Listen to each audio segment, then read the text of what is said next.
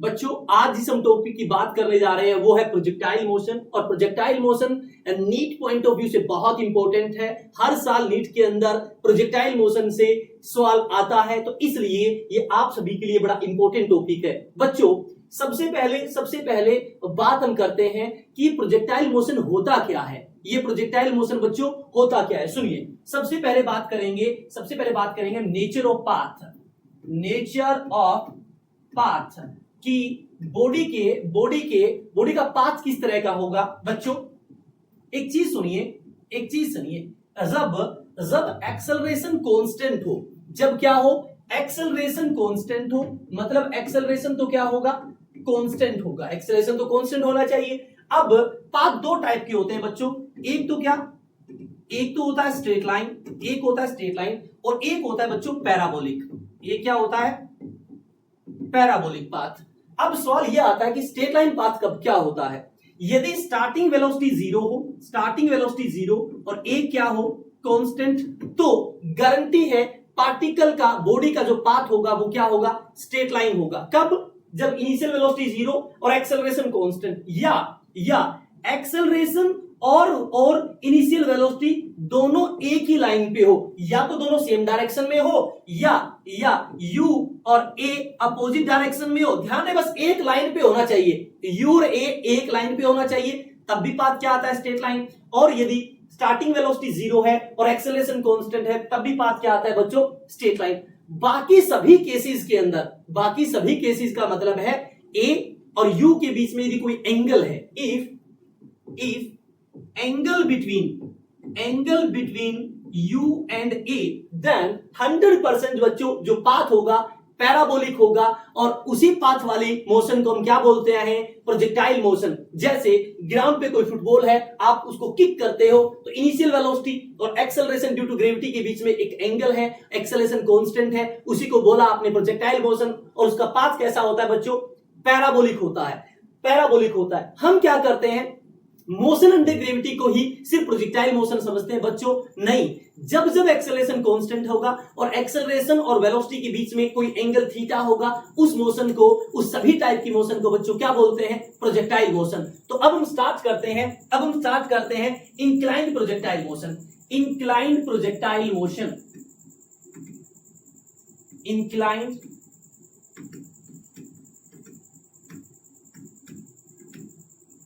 Projectile motion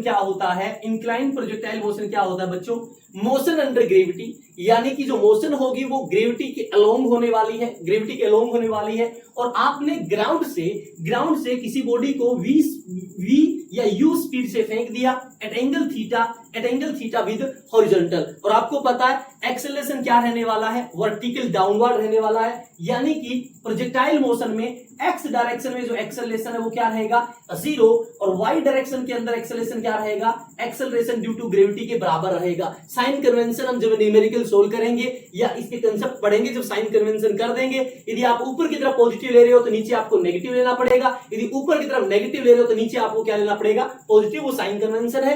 यानी x axis का acceleration क्या रहने वाला है, जीरो। यदि एक्सेलरेशन जीरो है एक्स एक्सिस का, तो पक्की बात है हॉरिजॉन्टल डायरेक्शन के अंदर जो वेलोसिटी बच्चों वो क्या रहने वाली है, कांस्टेंट। यानी कि प्रोजेक्टाइल मोशन में एक्स एक्सिस की वेलोसिटी कभी नहीं बदलती। प्रोजेक्टाइल मोशन में एक्स एक्सिस की जो वेलोसिटी है बच्चों वो कभी नहीं बदलती। और कौन सी वेलोसिटी बदलेगी, जो वाई एक्सिस के अलोंग है, क्योंकि वाई के अलोंग क्या है, यहाँ पे एक्सेलरेशन है। अच्छा एक चीज सुनिए, अब ये वेलोसिटी क्या हो जाएगी, u cos थीटा, और ये वेलोसिटी क्या हो जाएगी बच्चों, u sin थीटा। तो आप लिख सकते हो जो प्रोजेक्टेड वेलोसिटी है, जो इनिशियल वेलोसिटी है वो क्या है, प्रोजेक्टेड वेलोसिटी या इनिशियल वेलोसिटी क्या है, u cos theta i cap और प्लस में u sin theta j cap, ये आपकी प्रोजेक्टेड वेलोसिटी है। अब हमें पता है एक्सेलरेशन डाउनवर्ड है और u और एक्सेलरेशन के बीच में एंगल थीटा है, तो बॉडी का पाथ कैसा होने वाला है, पैराबोलिक। तो मैंने ये पैराबोलिक पाथ बना दिया। अब ये है टॉप पॉइंट, ये क्या है, टॉप पॉइंट। यानी कि अब इस पॉइंट के बाद बॉडी ऊपर नहीं जा रही, इसका मतलब टॉप पॉइंट के ऊपर जो वर्टिकल वेलोसिटी है बच्चों वो क्या होगी, जीरो। टॉप पॉइंट पे वर्टिकल वेलोसिटी क्या होगी, जीरो। और हमें पता है हॉरिजॉन्टल वेलोसिटी क्या रहेगी, सेम। तो हॉरिजॉन्टल u cos थीटा थी, अब भी क्या रहेगी u cos थीटा। अब आपको पता है ग्राउंड इसको नीचे खींचेगा acceleration due to gravity g से। अब ध्यान से देखिए टॉप पॉइंट की velocity u cos theta x axis में है और g आपका वर्टिकल डाउनवर्ड है। इसका मतलब वेलोसिटी और एक्सेलरेशन के बीच में टॉप पॉइंट के ऊपर जो एंगल होता है बच्चों 90 डिग्री। पूरे प्रोजेक्टाइल मोशन में यही एक ऐसा पॉइंट होता है जहां पे वेलोसिटी और एक्सेलरेशन एक दूसरे के परपेंडिकुलर होते हैं। एक दूसरे क्या होते हैं? परपेंडिकुलर। अब बच्चों ये कौन सा पॉइंट है? Colliding point. कोलाइडिंग पॉइंट के ऊपर बच्चों horizontal velocity just before collision, collision के बाद तो बॉडी रेस्ट में आ जाती है, ग्राउंड पे आने के बाद जस्ट बिफोर द कोलाइडिंग यानी कि हॉरिजॉन्टल वेलोसिटी क्या रहेगी? u cos theta. ये तो सेम रहने वाली है। आपको पता है आप किसी बॉडी को अंडर ग्रेविटी ऊपर फेंकते हैं, जिस वेलोसिटी से ऊपर फेंका है उसी स्पीड से बॉडी ग्राउंड पे नीचे आएगी। मतलब आपने ऊपर 50 की स्पीड से फेंका तो नीचे भी 50 से आएगी। तो वर्टिकल वेलोसिटी क्या है यहाँ पे? u sin theta. तो ये नीचे भी किससे आएगी? u sin थीटा से। अब मैं आपसे पूछूं कि यहाँ पे कोलाइडिंग वेलोसिटी बताइए, कोलाइडिंग वेलोसिटी बताइए। तो कोलाइडिंग वेलोसिटी क्या आ जाएगा? u cos theta i cap minus का u sin theta j cap, क्योंकि y एक्सिस के अंदर डायरेक्शन डाउनवर्ड है तो मैं नीचे की तरफ क्या ले रहा हूं? नेगेटिव। तो ये आपकी कोलाइडिंग वेलोसिटी है और ये आपकी प्रोजेक्टेड वेलोसिटी है। ध्यान से देख लीजिए कोलाइडिंग वेलोसिटी और प्रोजेक्टेड वेलोसिटी सेम नहीं होती। u cos थीटा तो प्लस का सही है, बट u sin थीटा देखिए ये प्लस का और ये क्या है? माइनस का। यानी कि कोलाइडिंग वेलोसिटी और प्रोजेक्टेड वेलोसिटी दोनों अलग अलग है। आई होप आपको यहां तक चीज समझ आ गई होगी। अच्छा एक बात बताइए, ये u cos थीटा और ये u sin थीटा, पक्की बात है इसका जो स्पीड होगा वो बीच में होगा कितना? u पे u, और ये u cos थीटा तो एंगल कितना होगा? थीटा। इसे बोलते हैं कोलाइडिंग एंगल। इसे क्या बोलते हैं? तो बच्चों कोलाइडिंग एंगल और प्रोजेक्टेड एंगल बच्चों सेम होने वाला है। प्रोजेक्टाइल मोशन में कोलाइडिंग एंगल और प्रोजेक्शन का जो एंगल है बच्चों, यदि आप थीटा से फेंकोगे तो ग्राउंड पे वो थीटा से ही वापस आएगी। ये दोनों एंगल बच्चों क्या होते हैं? सेम होते हैं। कई बार ये पूछ लिया जाता है कि टॉप पॉइंट पे और स्टार्टिंग पॉइंट जो है पॉइंट ऑफ प्रोजेक्शन है वहां पे चेंज इन मोमेंटम बताइए। तो चेंज इन मोमेंटम कोई रॉकेट साइंस नहीं है। क्या कर दोगे? P final minus P initial. जिन दो पॉइंटों के बीच का पूछा है तो P, यदि मैं टॉप पॉइंट और इनिशियल पॉइंट के बीच का चेंज इन मोमेंटम पूछूं तो P फाइनल क्या हो जाएगा? मास। तो टॉप पॉइंट की वेलोसिटी सिर्फ कितनी है? सिर्फ कितनी है? u cos theta i cap, u cos theta i cap minus initial momentum mass into initial velocity कितनी है बच्चों? u cos theta i cap और प्लस का u sin theta j cap. इस तरह से आप चेंज इन मोमेंटम निकाल सकते हो किन्हीं भी दो पॉइंटों का। अब आपसे सवाल ये पूछ सकता है बच्चों, the rate of change of momentum बताइए एट एनी पॉइंट। क्या पूछ सकता है आपसे? Rate of change of momentum बोल देगा एट टॉप पॉइंट बताइए। तो हमें पता है प्रोजेक्टाइल मोशन अंडर ग्रेविटी होती है और rate of change of momentum तो बच्चों फोर्स होता है, और ये अंडर ग्रेविटी है तो फोर्स क्या रहने वाला है बच्चों? mg। तो कहीं भी आपसे पूछे rate of change of momentum बताइए, प्रोजेक्टाइल मोशन का सवाल है, तो घबराने की जरूरत नहीं है। आपका जो ग्रेविटेशनल फोर्स है mg, वही बच्चों आपका क्या होगा? आंसर रहने वाला है। आई होप आपको ये चीज समझ आ गई होगी। वही आपका बच्चों क्या रहने वाला है? आंसर। आई होप आपको ये चीज समझ आ गई होगी। अब मेरी बात सुनिए बच्चों, यदि मैं कहूं कि ये m मास की बॉडी है और u आपका क्या है? स्पीड है जिसे आपने फेंका है, तो इनिशियल काइनेटिक एनर्जी क्या हो जाएगी? इनिशियल काइनेटिक एनर्जी बच्चों क्या हो जाएगी? इनिशियल काइनेटिक एनर्जी को मैं यहां लिख सकता हूं, इनिशियल काइनेटिक एनर्जी हो जाएगी हाफ mu स्क्वायर। और मान लो ये आपको u दे रखा है, u is the initial projected kinetic energy. आपसे पूछे टॉप पॉइंट पे काइनेटिक एनर्जी बताइए, तो बच्चों टॉप पॉइंट की काइनेटिक एनर्जी क्या होगी? हाफ m, और वहां की स्पीड कितनी है? u cos थीटा, तो u square cos square theta, और हाफ mu स्क्वायर आपको क्या दे रखा है? कैपिटल U, तो इसको क्या लिख दोगे? Capital U into cos square theta. ये आपकी टॉप पॉइंट की काइनेटिक एनर्जी है। आई होप आपने इतना नोट डाउन कर लिया। एक बार इसका स्क्रीनशॉट ले लीजिए, यह चीजें सारी की सारी नोट डाउन कर लीजिए। अब आगे बढ़ते हैं बच्चों। अब सुनिए दोबारा से डायग्राम बनाते हैं। ये था आपका प्रोजेक्टाइल मोशन, ये था टॉप पॉइंट, ये था बच्चों टॉप पॉइंट। तो ये क्या हो जाएगी? Height attain by body, height है, और यहां से यहां तक आने का जो टोटल टाइम है, यहां तक बॉडी हवा में रही है, उसे मैं बोलता हूं T is time of flight.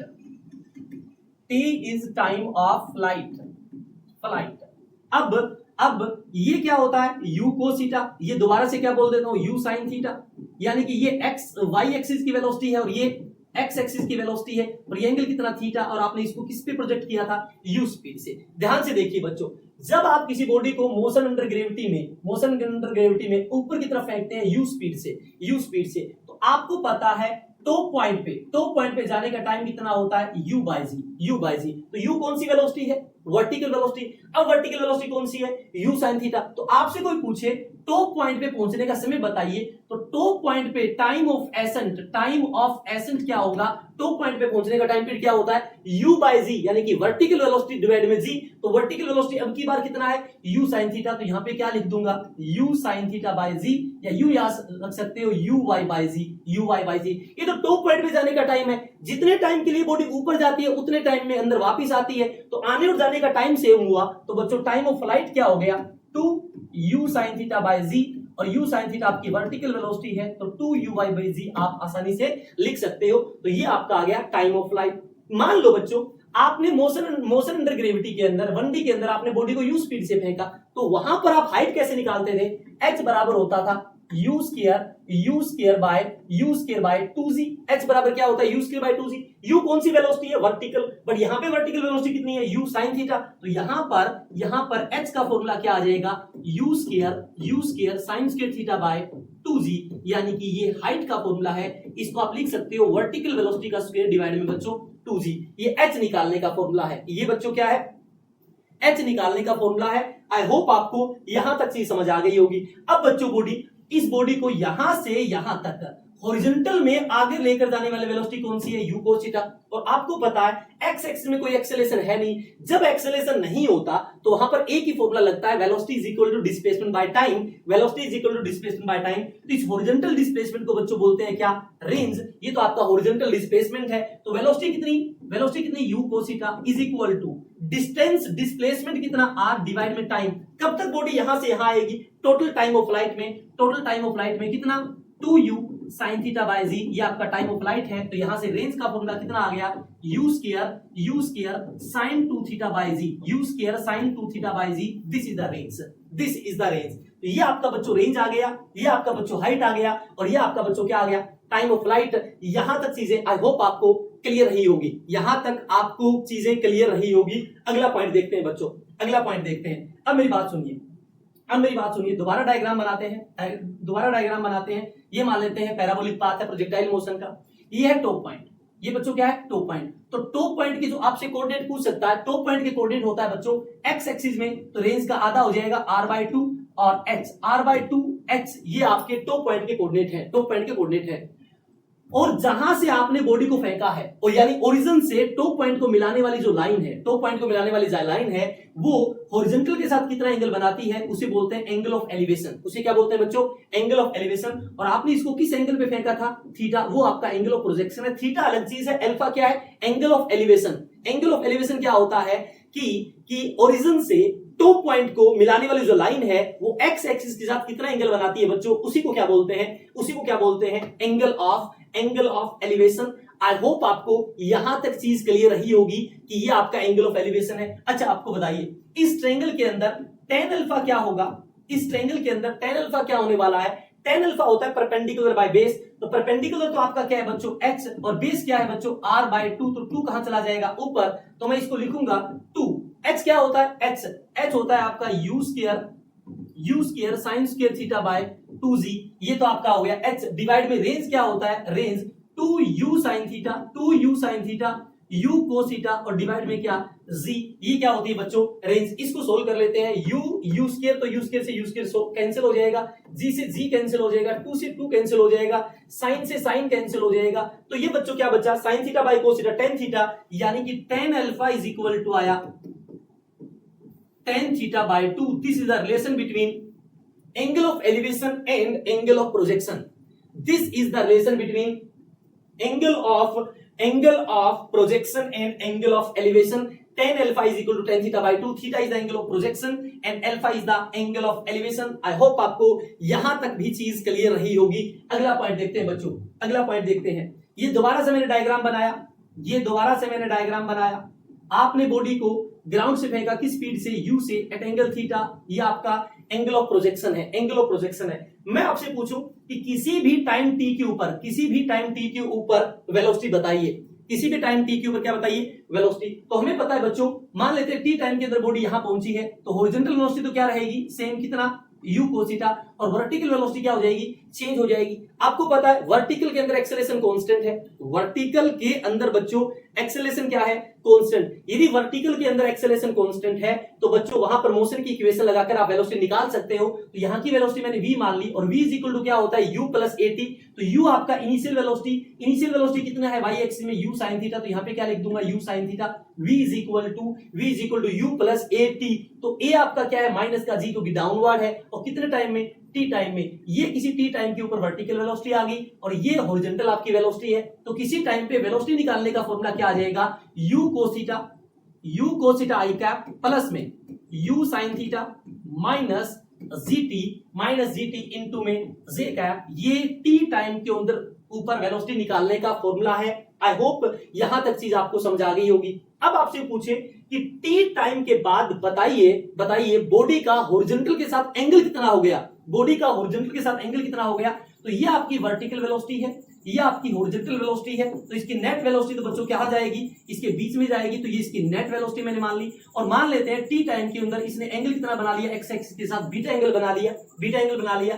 यदि ये आपका u sin theta minus GT है, तो ये भी क्या होगा, u sin theta minus GT लिख देंगे। तो इस ट्रायंगल के अंदर tan बीटा बराबर क्या आएगा, tan बीटा आएगा परपेंडिकुलर बाय बेस, परपेंडिकुलर कितना, u sin theta minus GT divide में बेस कितना, u cos थीटा। तो यहां से बीटा इज इक्वल टू कितना आया, tan inverse u sin theta minus GT divide में u cos theta. I hope T time के ऊपर हॉरिजॉन्टल के साथ एंगल निकालने का फॉर्मूला आपको समझ आ गया होगा। यहां तक यदि सारी चीजें क्लियर है तो जल्दी से कमेंट करके लिखिए यस कि हाँ यहां तक चीजें क्लियर है। और अब अपना ये स्क्रीनशॉट ले लीजिए या इसको नोट डाउन कर लीजिए। अब आगे बढ़ते हैं बच्चों, अगला पॉइंट देखिए क्या है। आपसे पूछा जाएगा what is the relation between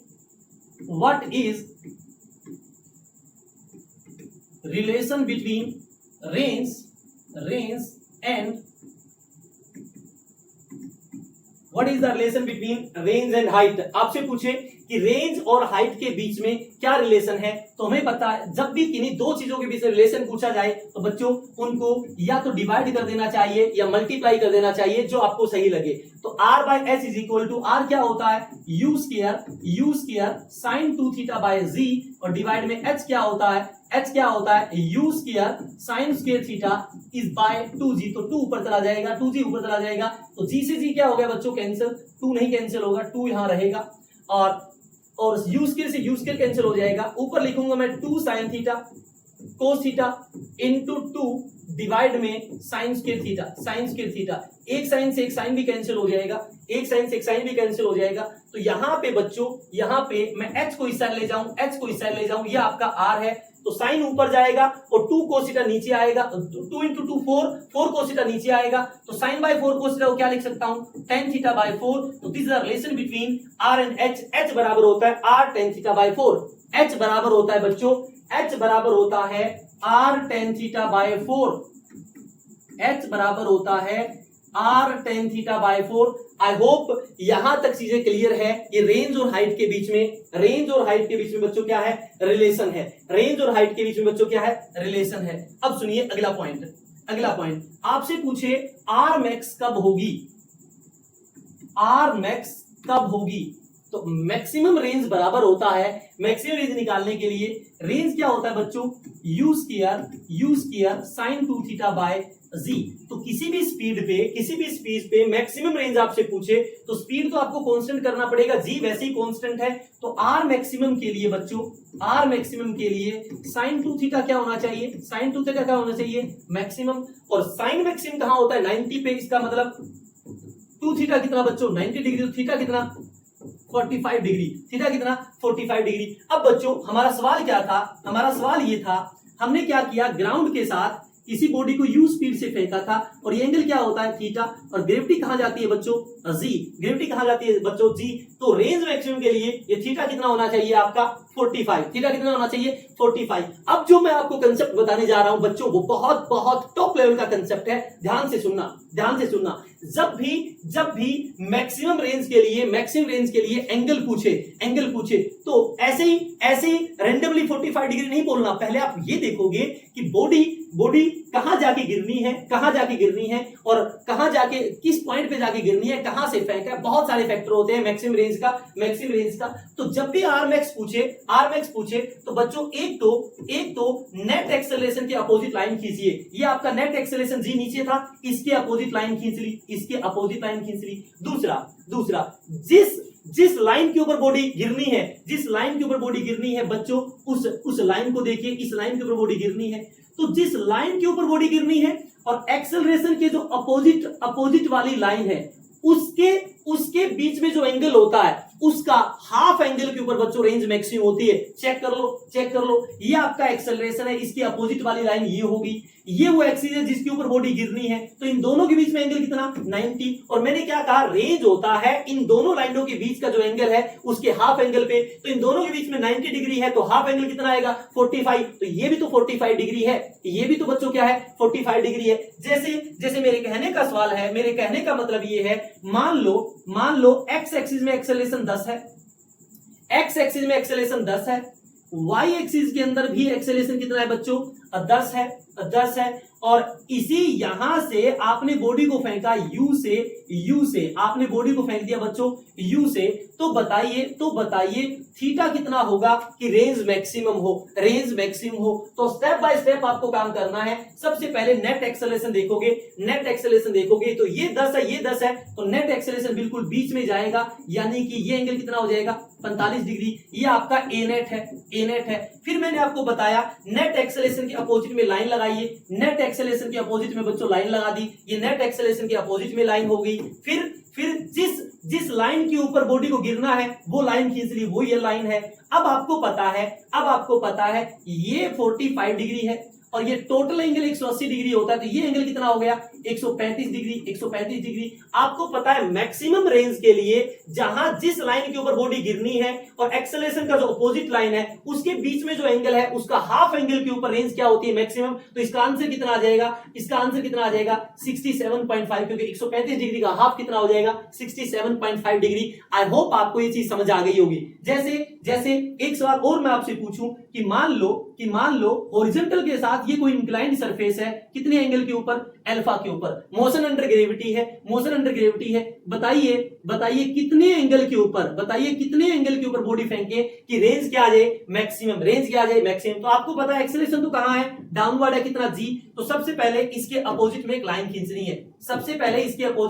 खींचनी है, ठीक है, लाइन खींच ली इसके अपोजिट में। और इसके ऊपर बॉडी गिरनी है, तो इन दोनों के बीच में एंगल कितना हो जाएगा 90 माइनस अल्फा हो जाएगा, क्योंकि ये अल्फा है तो 90 माइनस अल्फा।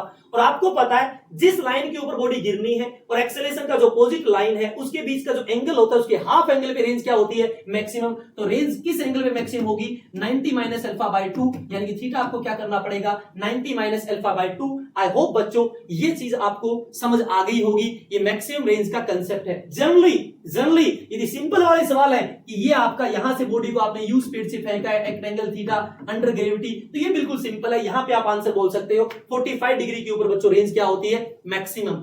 45 डिग्री पे बच्चों रेंज क्या होती है मैक्सिमम। आई होप यहां तक चीजें आपको समझ आ गई होगी।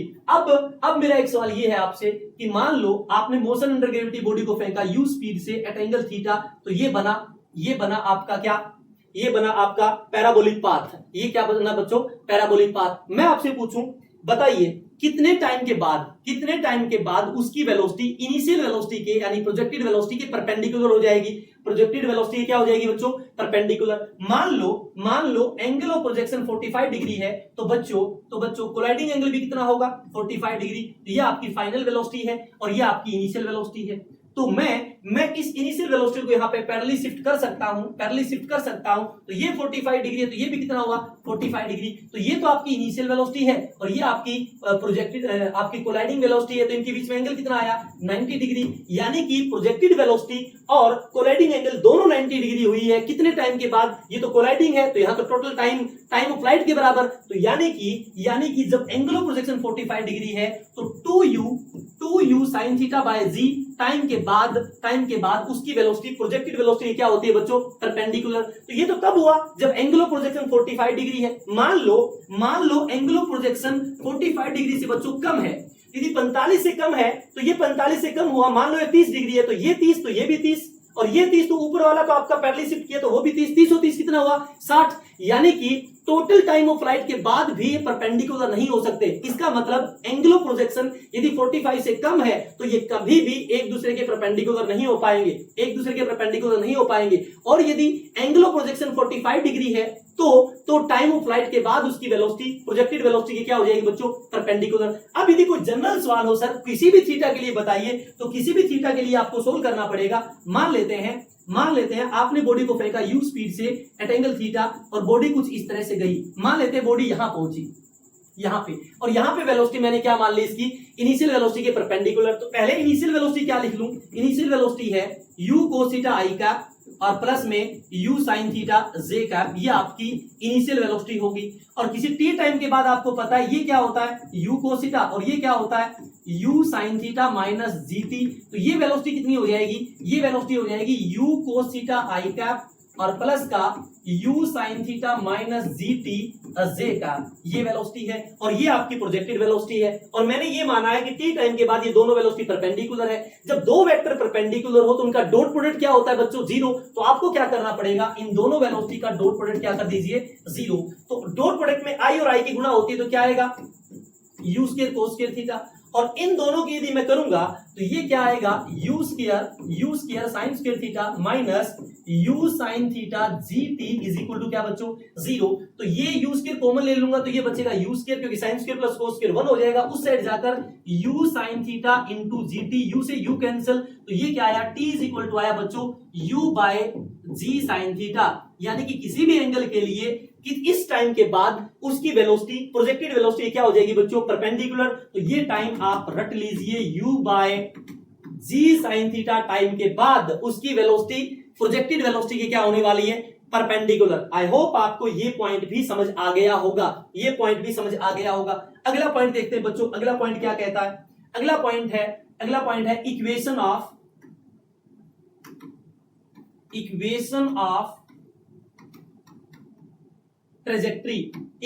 ट्रेजेक्ट्री। लास्ट लेक्चर में आपने देख लिया कि ट्रेजेक्ट्री की इक्वेशन उसे बोलते हैं जो नेचर ऑफ पाथ बताए, और नेचर ऑफ पाथ बताता है x और y वाली इक्वेशन।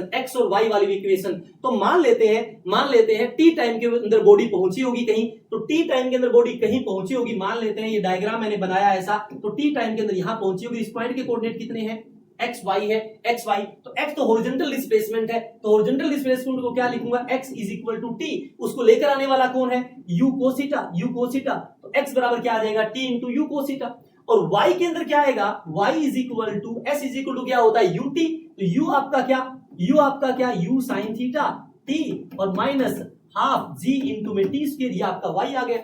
यहां से t की वैल्यू इसके अंदर पुट करूंगा, तो u साइन थीटा और t की वैल्यू कितनी? x by u cos theta minus half g, और t की value x by u cos theta करूंगा तो x square by u square cos square theta. तो यहां से y इज इक्वल टू आया, u से u कैंसिल, तो x tan theta minus half g x square by u square cos square theta. This is the equation of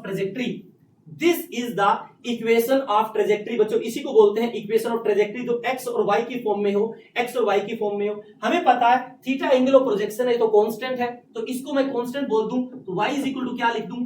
ax, g constant है, 2 constant है, u cos theta horizontal velocity है तो ये भी constant है, तो इसको मैंने नया नाम दे दिया कांस्टेंट b। तो y is equal to ax minus bx square, तो y is equal to ax minus bx square. मैं बोल दूं y 0 है, तो y0 कहां होता है?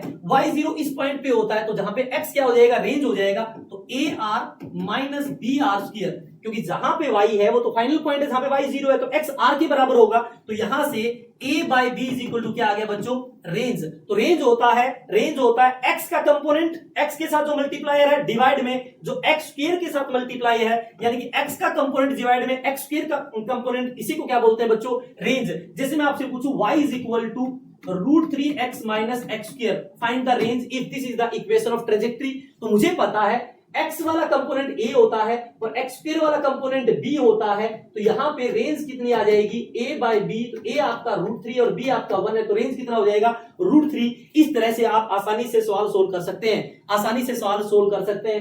एक फॉर्मेट और होता है रेंज, एक फॉर्मेट और भी होता है इक्वेशन ऑफ ट्रेजेक्टरी का, y is equal to x tan theta minus 1/2 g x square divide में u cos थीटा का whole square, u cos theta का क्या बच्चों, होल स्क्वायर। तो यहां से यदि मैं x tan थीटा का कॉमन ले लूं तो ये बचेगा 1 तो g/2 और यहां से मैंने x tan थीटा को कॉमन लिया है, तो इसका मतलब x कॉमन लिया तो x तो बचे ही बचेगा, x तो बचे ही बचेगा।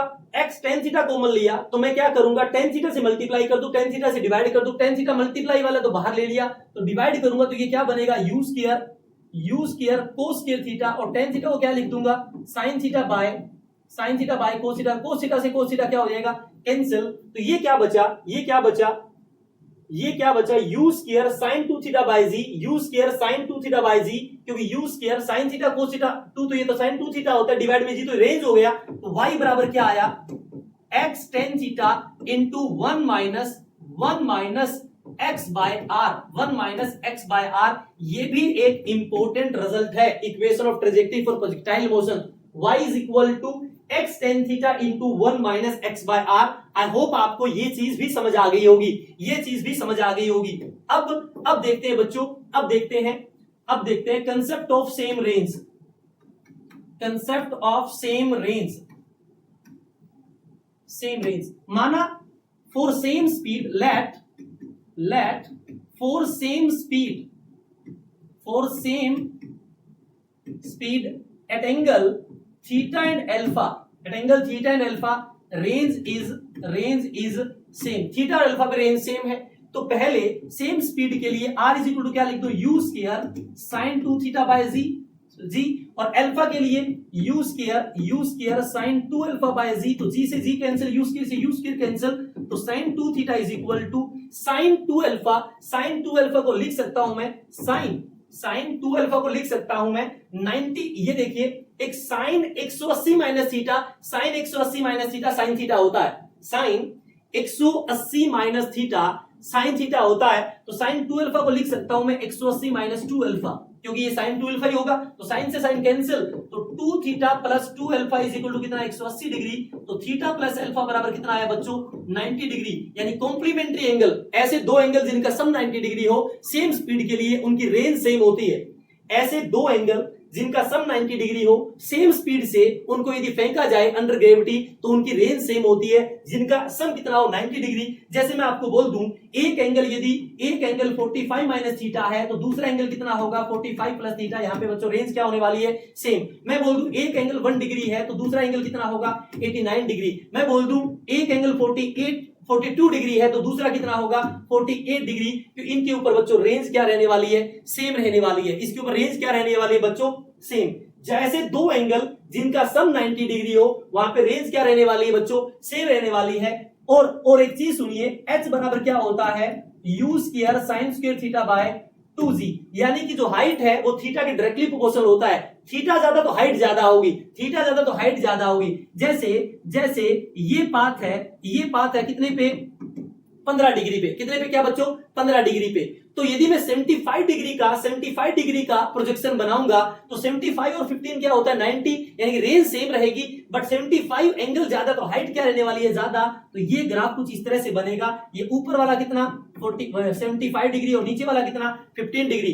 मतलब 15 और 75 पे रेंज तो सेम है, बट 75 के ऊपर हाइट ज्यादा है देन कंपेरेबल टू 15 डिग्री, क्योंकि हाइट एंगल के डायरेक्टली प्रोपोर्शनल होती है। जो रेंज होती है वो पहले बढ़ती है, मतलब 0 0 से 45 तक बढ़ेगी, 45 तक मैक्सिमम हो जाएगी और उसके बाद क्या हो जाएगी बच्चों, घटना स्टार्ट हो जाएगी। उसके बाद क्या हो जाएगी बच्चों, घटना स्टार्ट हो जाएगी। यानी कि ध्यान से एक चीज देखना ध्यान से कि मैंने ये बनाया किसके लिए, 45 डिग्री के लिए, 45 डिग्री के लिए। यानी कि 45 डिग्री के ऊपर रेंज क्या होती है बच्चों, मैक्सिमम। तो ये आर मैक्स है, ये क्या है बच्चों, आर मैक्स है। मैंने क्या किया, एंगल ले लिया 40 डिग्री, तो 40 लिया तो हाइट भी कम होगी, रेंज भी कम होगी। ये कितने पे है, 40 पे। ये कितने पे कम है, 40 पे। अब यदि मैं एक एंगल कितना ले लूं, 50 डिग्री का ले लूं, क्या ले लूं, 50 डिग्री का। तो 50 आपका कितना कम है, मैक्सिमम से 45 से 5 कम है, 5 कम है। और मुझे पता है 40 और 50 पे रेंज क्या होती है, 40 और 50 पे रेंज क्या होती है, रेंज क्या होती है बताइए, 40 और 50 पे रेंज क्या होती है, 40 और 50 पे रेंज क्या होती है, ध्यान से बताइए। 40 और 50 का सम कितना, 90 डिग्री। तो रेंज क्या होगी बच्चों, बराबर होगी। मतलब 45 से 5 बढ़ाओ या 45 से 5 घटाओ, दोनों में रेंज सेम आएगी। यदि 45 से सेम कम या सेम ज्यादा करोगे तो रेंज में बदलाव सेम आएगा। रेंज उतना ही डिक्रीज होती है जितना 45 से एंगल कम करोगे, 45 से एंगल कम करोगे। यदि मैं आपसे पूछूं कि 42 डिग्री और 42 डिग्री और 49 डिग्री में कहां रेंज ज्यादा है, तो आपको पता मैक्सिमम कितने पे होती है, 45 डिग्री पे। तो 42 के लिए कितना डिक्रीज किया, 3 डिग्री, और 49 के लिए कितना इंक्रीज किया, 4 डिग्री। तो जितना आप 45 में ज्यादा बदलाव करोगे रेंज उतनी ही कम होगी। तो ये आपने 3 डिग्री का बदलाव किया, ये 4 डिग्री का बदलाव किया, यानी कि 49 डिग्री पे रेंज कम है और 42 डिग्री पे रेंज क्या है बच्चों, ज्यादा है। यानी कि रेंज 42 डिग्री वाली ज्यादा है रेंज कितने से, 49 डिग्री वाले से। क्योंकि 49 45 में 4 चेंज किया और 42 45 में 3 का चेंज किया। जितना ज्यादा चेंज करोगे 45 से रेंज उतनी ही ज्यादा कम होती है। आई होप आपको ये कंसेप्ट भी समझ आ गया होगा। मान लेते हैं आपने किसी बॉडी को फेंका u एट एंगल थीटा, वो ऐसे गई होगी, इस पॉइंट पे गई होगी और वो किसी दीवार को छूकर गई है। ये कोई दीवार दे दी उसने, किसी भी हाइट की ये कोई दीवार दे दी। इस दीवार ने इस इनिशियल के साथ एंगल बनाया अल्फा और इसके साथ एंगल कितना बनाया बच्चों, बीटा। फाइंड रिलेशन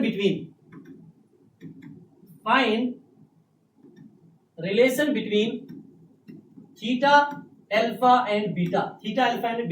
तो मैंने क्या किया, इस दूरी को मैंने मान लिया x1, इस हाइट को मैंने मान लिया y और ये दूरी क्या मान ली मैंने x2। तो साफ दिख रहा है x1 प्लस x2 बराबर क्या है बच्चों, रेंज है। x1 प्लस x2 बराबर क्या है बच्चों, रेंज है। अब एक चीज आपको पता होना चाहिए, इक्वेशन ऑफ ट्रेजेक्टरी होती है y is equal to x tan theta into 1 minus x by r. याद करो। अब x आपके पास 2 है, x1 भी x2 है, आपकी मर्जी है, x1 ले लो x2 ले लो, लेना एक ही है। मैंने इसको x1 बोल दिया, इसको भी मैंने x1 बोल दिया। तो ये क्या आया, y is equal to x1 tan theta 1 minus x1 by r। क्या होता है, x1 प्लस x2 है, r आपका x1 प्लस x2 है। तो इसको सोल्व किया तो y बराबर क्या आया, x1 tan थीटा, इसको ऊपर लेकर जाऊंगा तो x1 plus x2 minus x1 करूंगा तो ये बचेगा x2 डिवाइड में x1 प्लस x2। तो यहां से tan theta is equal to क्या लिख सकते हैं, ये सारी चीजें इस साइड लेकर आओगे तो y ऊपर जाएगा x1 प्लस x2 और नीचे आएगा x1 इंटू x2। तो ये आया y, एक बार इसके नीचे लिखूंगा तो y बाय x2, एक बार इसके नीचे लिखूंगा तो 1 बाय x1। तो ये हो सकता है y बाय x2 और प्लस में y बाय x1। तो ये ध्यान से देखिए, y बाय x2 तो tan बीटा है और y bye x1 tan alpha है। इसका मतलब tan थीटा बराबर क्या आया, tan alpha plus tan beta. आई होप आपको ये थ्योरम भी समझ आ गई होगी। ये भी कई पीवाईक्यूज को सोल्व करने के लिए बहुत बच्चों हेल्पफुल रहने वाली है। आई थिंक यहां तक चीजें आपकी सारी क्लियर हो गई होगी। अब होता है बच्चों हॉरिजॉन्टल प्रोजेक्टाइल मोशन।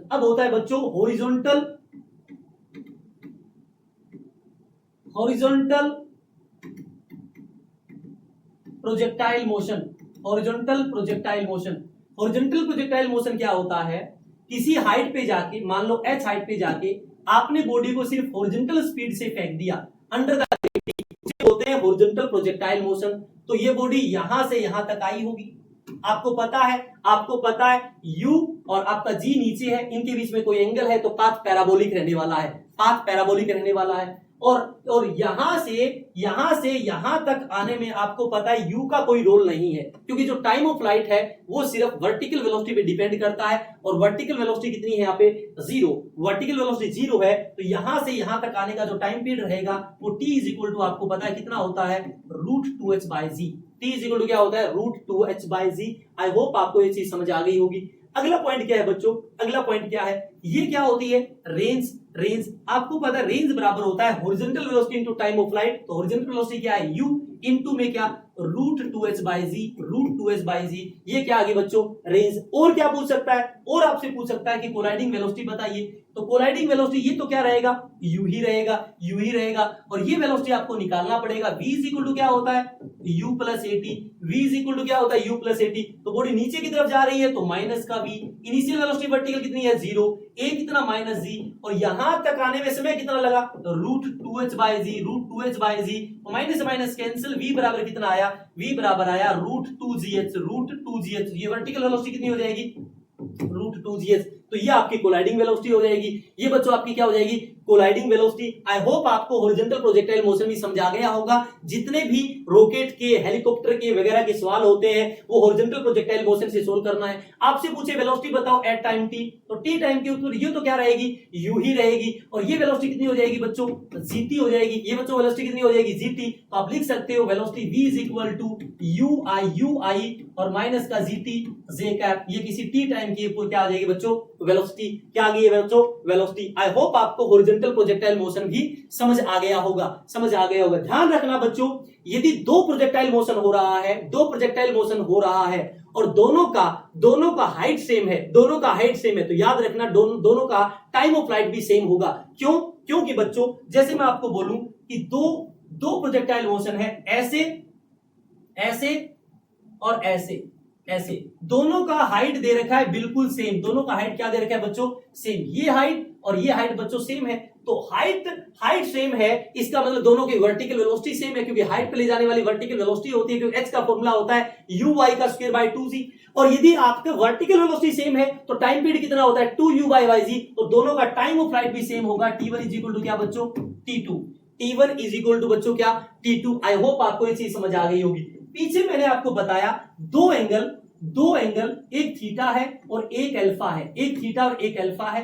यदि इनका सम थीटा प्लस अल्फा बराबर 90 डिग्री है तो बच्चों रेंज क्या रहने वाला है, सेम रहने वाला है। सेम। तो मैं मान लेता हूं थीटा के ऊपर हाइट h1 है और अल्फा के ऊपर हाइट कितनी है, h2। मैंने आपसे पूछा h1/h2 बताइए। तो h1 क्या हो जाएगा, u square sine square theta by क्या, 2g। और नीचे में u square sine square alpha by क्या हो जाएगा बच्चों, 2g। तो 2g से 2g कैंसिल, u स्क्वायर से u स्क्वायर क्या हो जाएगा, ये भी आपका कैंसिल हो जाएगा। तो जब मैं इसको सोल्व करूंगा तो इसको लिख सकता हूं साइन स्क्वायर थीटा डिवाइड में साइन स्क्वायर अल्फा को क्या लिखूंगा मैं, 90 माइनस थीटा। और 90 माइनस थीटा क्या होता है, कोस थीटा। तो साइन स्क्वायर थीटा डिवाइड में कोस स्क्वायर थीटा क्या आया बच्चों, tan स्क्वायर थीटा। यानी कि h1/h2 बराबर क्या होता है बच्चों, tan स्क्वायर थीटा। h1/h2 बराबर क्या होता है बच्चों, tan स्क्वायर थीटा। अब मैं आपसे पूछूं t1/t2 बताइए। तो t1/t2 क्या होगा, t1 होता है 2u sin theta by z और डिवाइड में 2u, दूसरा एंगल कितना है, sin अल्फा बाय z। इसको सोल्व कर लेंगे, g से g, 2u से 2u। तो आप sin अल्फा को क्या लिख सकते हो, तो sin थीटा अल्फा को लिख सकते हो 90 माइनस थीटा। तो sin 90 minus theta cos theta, तो ये कितना आएगा बच्चों, tan थीटा। यानी कि h1/h2 होता है tan स्क्वायर थीटा और t1/t2 क्या होता है, tan थीटा। कब जब h1h2 दो अलग अलग एंगल पे है, थीटा और अल्फा, और उनका सम कितना है बच्चों, 90 डिग्री। तो दोनों के हाइट का रेशियो tan स्क्वायर थीटा, दोनों का टाइम का रेशियो कितना बच्चों, t1 t2। अब मैं आपसे पूछूं कि बताइए h1h2 क्या होगा। तो h1h2 को लिखूंगा u square sin square theta by 2g into में u square sin square alpha by 2g। तो h1h2 इज इक्वल टू ये हो जाएगा u4 sin स्क्वायर थीटा और साइन स्क्वायर अल्फा को मैंने अभी बताया था क्या होता है, कोस स्क्वायर थीटा, और डिवाइड में 2g कितना आया बच्चों 4g, तो h1 h2 is equal to h1 h2 is equal to, मैं ऊपर 4 से मल्टीप्लाई कर दूं, 4 से डिवाइड कर दूं, तो 4 से डिवाइड करूंगा तो 16g हो जाएगा, और ऊपर 4 आ जाएगा u square sine square theta cos square theta, तो ये हो जाएगा u स्क्वायर साइन 2 थीटा का square, u square sine 2 theta का स्क्वायर, ये बन गया u स्क्वायर साइन 2 थीटा का बच्चों क्या स्क्वायर, क्योंकि u का स्क्वायर u की पावर 4, और यहाँ पे 4 आएगा तो 4 को क्या लिख सकते हो 2 साइन थीटा कोस थीटा का होल स्क्वायर, तो क्या बन जाएगा साइन 2 थीटा का होल स्क्वायर, साइन 2 थीटा का होल स्क्वायर। अब बच्चों एक चीज सुनिए, यदि मैं g से मल्टीप्लाई कर दूं और g से डिवाइड कर दूं, तो ध्यान से देखिए h1 h2 is equal to h1 h2 is equal to, ये देखो g इंटू जी स्क्वायर पहले से है तो मल्टीप्लाई करने की जरूरत है नहीं, तो ये जी स्क्वायर है, तो ये आपका आर स्क्वायर हो गया, तो आर स्क्वायर बाय 16, तो यहां से आर की वैल्यू कितनी आई 4 रूट h1 h2 उन दो एंगल के ऊपर हाइट है जिनका सम 90 डिग्री है, तो उस केस में रेंज आपसे पूछे तो 4 times into root h1 h2। बच्चों आई होप आपको ये चीज समझ आ गई होगी, ये आपका कंप्लीट प्रोजेक्टाइल मोशन है। यदि आपको प्रोजेक्टाइल मोशन का इतना कंसेप्ट आता है तो गारंटी है कि आप जीरो से लेकर इन्फिनिटी लेवल का कोई भी प्रोजेक्टाइल मोशन का सवाल लगा सकते हैं, चाहे वो नीट का हो, चाहे आईटी का हो, चाहे बोर्ड का हो। आई होप आपको ये चीजें समझ आ गई होगी, इसी तरह से पढ़ते रहिए। अगले लेक्चर के अंदर हम फिर लेकर आएंगे सर्कुलर मोशन। तब तक आप इसको कंप्लीट कीजिए, सारे के सारे पीवाईक्यू सोल्व कीजिए। All the best.